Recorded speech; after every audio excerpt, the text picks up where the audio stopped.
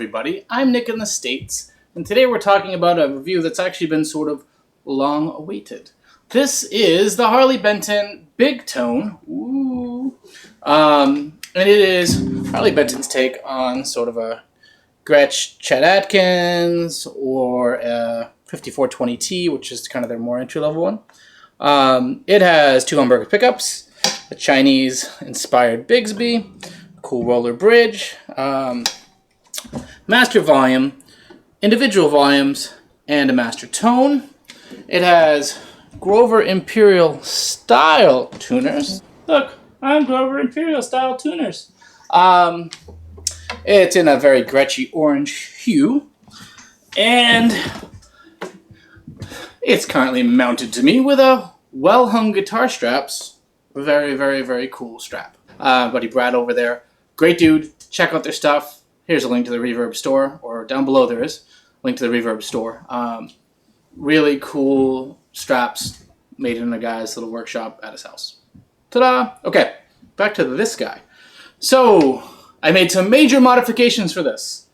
This came with a really dorky, clear pickguard that I immediately jettisoned. If you're going to take off a pickguard, and if it's going to leave little holes, I'm thieving somebody else's idea here, but I always now put the screws back in, because you're going to see a little hole there anyway, and at least this way it seems like something's going on with it. Just my sense of style. I don't know, I kind of like digging it. I haven't quite got there in a Les Paul though, but maybe I eventually do. Cool guitar. This one had some issues. So, look on the headstock. It's tough to tell, but right in the tip, just the tip, right here, a little bit of the finish got kind of dinged off there. And then there's some just finish cracking on both sides of the nut. No structural damage that I could find, but it took a little bit of a shot in shipping. If you are buying this in the United States or somewhere else that's rather far from Germany, I caution you, good sir or ma'am. The box that it ships in doesn't have a tremendous amount of up and down padding. So the neck sits in kind of a catch like this, and this goes here. But the neck can hop up and down and back and forth quite a bit. And when the lovely, strong men and women of DHL toss this thing around as it circumvents the globe, getting to you, it beats the shit out of the boxes. Sorry for the language. And this one took a shot. I know of a few other people that have gotten these with some sort of damage out of the box. So it's kind of a bummer because in the States, it's very hard to return things to Harley Benton due to just shipping costs, return costs, that kind of thing. So, you've been warned. And this, I had a bad run. I had a great run. So I looked it up the other day. I've ordered myself 27 Harley Benton guitars. Not all of them for me, but oftentimes friends, coworkers, family members would jump in on them on an order that I had, and so that we'd all shave on shipping, and it'd be fun. And then I would usually say, before you get your guitar, give me time to do a review for it, so that way I could share whatever their loveliness is with you, which was cool. And in the first 21 or 22, I had maybe one or two small issues, tuners not lined up perfectly, things like that. And then I had kind of a spate of kind of issue-ish guitars, the SE550 that didn't have the greatest top. This guy here, and there was one other one that I'm forgetting, but just stuff that when you got it, you went, it's less than ideal. This is one of two less than ideal Harley Bentons that I got in. The other one's the HB35 Tree of Life. Great playing guitar. The inlay work, I could have probably done a better job myself on, and I'm not the best inlay artist or have any experience at all. So anyway, back to this guy. So that was a bit of a problem. The intonation also came in completely off. And if you go and check out the Gretsch 5420T, which I strongly suggest you do so. They're about $800 or $900 new. They recently just had a big sale on them where they were down to $5 or $550 US, shipped from a bunch of different retailers. This guy was $250, $260, $270 in that range. It's been a little while, somewhere in there. And there's a couple key design chain differences between a 5420T and this one. This Bigsby that you see on this is one that you'd see on a style you'd see on either a Les Paul or an ES335 style guitar, kind of your solid body or your slimline Bigsby. And there's kind of a problem with how this goes, in that if I come up here, look at the angle. The strings come out of here, and then they come over this bridge at a very, very sharp angle, and they come down this way. So much so that it's actually the tension on this poor little bridge it's great, and it forces it to lean. You really don't want your bridge leaning, because it means that your intonation, as it leans in varying amounts, goes in and goes off, which is fine if you're playing alone, because everything will still sound in tune. But if you're playing with other people, you may not be in E anymore, or whatever tuning you're in. So that's a bummer. And because this is a cheaper Chinese copy, unlike the Gretsch's, this is a floating bridge. So you take the strings off, this falls on the floor. And then to intonate, you got to then figure out exactly where it is, place it there, adjust your saddles, and go with it. And I've got this one pretty dialed in at this point, but it honestly sat for a month. I didn't play it because I didn't want to deal with the hassle of intonating and placing the bridge on a Bigsby bass guitar. It's like root canal. It's a painful experience. That's why. Have your tech do it, I guess, is the point of my story there. But that break angle, or string angle, up out of this Bigsby over here is really kind of obscene. And as you attack the Bigsby, it really causes that thing to flex, and it's just not great.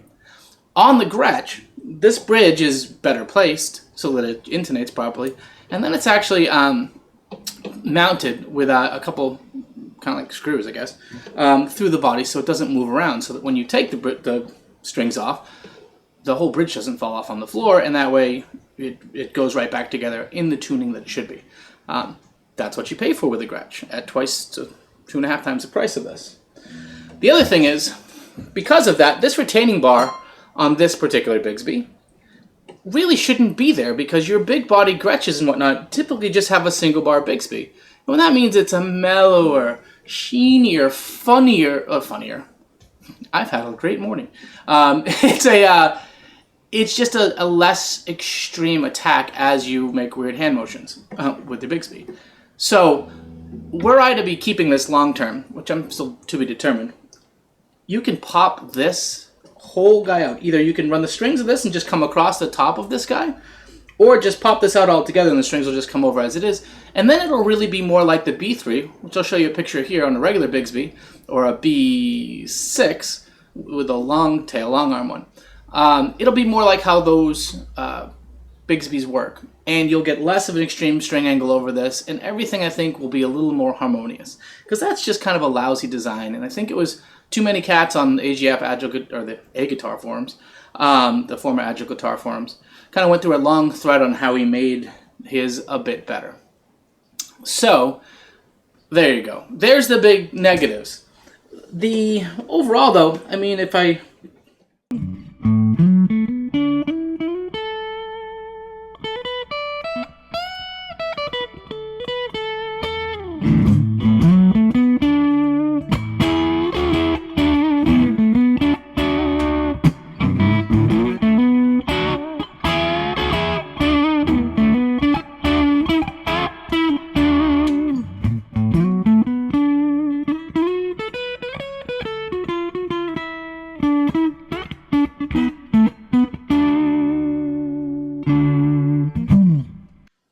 It's nice. The pickups don't thrill me, and they almost seem a little cloudy. I don't know.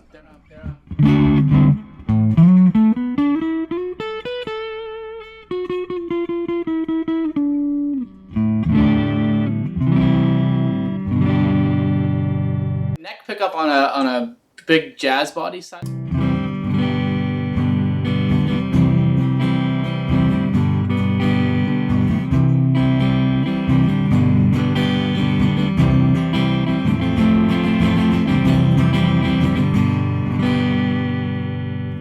That's all right. The other thing is the pickups aren't very well matched, at least out of this box, so.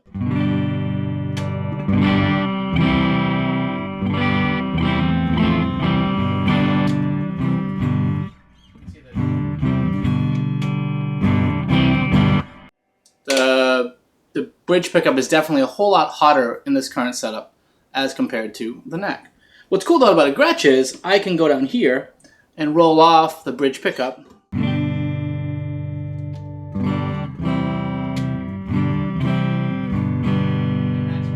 Because I have a individual volumes but still have a master volume that I can roll both of them.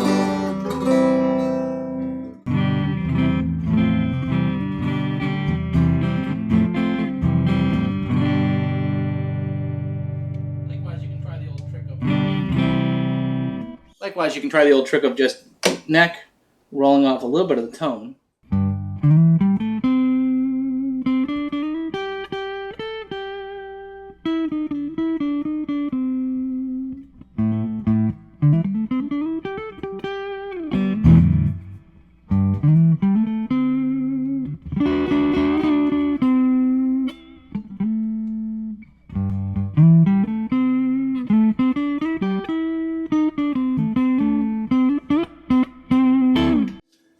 Kind of get the jazzy bop out of it, but not really. And I feel like it's not a bright enough guitar to be considered jangly.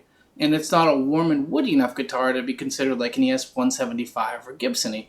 I'm going to try and get this a head-to-head demo with a 5420T, just so that it's kind of an apples-to-apples comparison.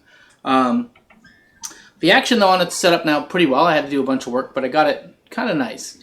From a fit and finish, aside from the packing stuff, there's some odd specs here and there in the kind of the paint. Yeah, there's a couple little things in the bag. It's got a nice colored abalone shell kind of binding to it and to the headstock. All in all, meh. It's nice Chinese. The tuners, while they look like Grover Imperials, feel like Chinese interpretations through a funhouse mirror of Grover Imperials, so not very good. The Bigsby bars, it's all right. It's a little sharp on the edges. I don't know. I just don't really like this guitar very much. You know, like, for what it could be, and I think I'm fighting two things. I'm not the biggest Gretsch hollow body fan. I'm more of the Gibson kind of. I want my big body girls to have butter, if that makes sense. Like, I want buttery, jazzy tones out of it, and maybe not the rockabilly. And I'm sure, you know, this thing, you can get it into the rockabilly.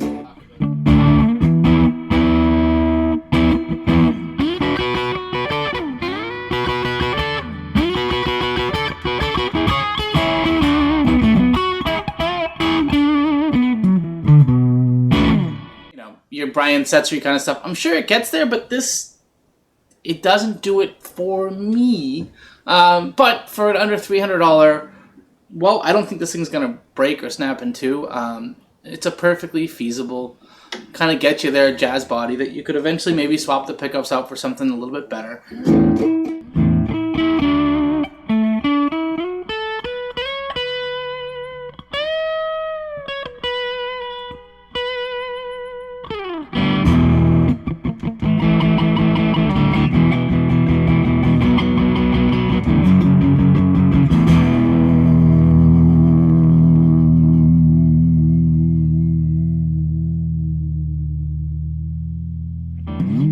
She's what she is. Yeah,